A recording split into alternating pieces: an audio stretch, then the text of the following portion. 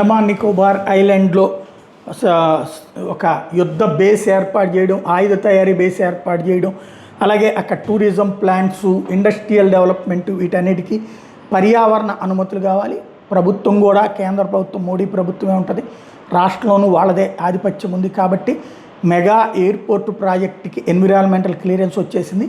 దీంతో great Nicobar island కాబోతోంది. ఇది 180 కిలోమీటర్లు సుమత్రా దాకా కూడా, మలక్కా స్ట్రైట్ ప్రాంతం దాకా కూడా ఇది కీలకమైన ప్రదేశం కాబోతుంది. అటువంటి మలేషియా దాకా కూడా కీలకమైనటువంటి ప్రదేశం కాబోతుంది. ఇటు ఇరాన్లో ఉన్నటువంటి హార్ముజ్ జలసంధికి కాకుండా ఇటు పక్కన మలక్కా జలసంధి దగ్గర మన ఆధిపత్యం ఉండే అవకాశం ఉంటుంది.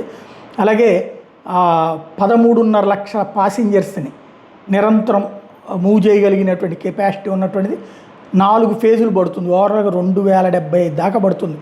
ఈ ప్రభుత్వం అప్పటిదాకా ఉంటుందా లేదా అన్నది పక్కన పెడితే, ఈలోపు వీళ్ళు ఉన్నంత వరకు ఎంత చేయగలిగితే అంతే చేయగలగాలి, లేకపోతే మిగతా వాళ్ళు ఆ తర్వాతన చెడగొడతారు.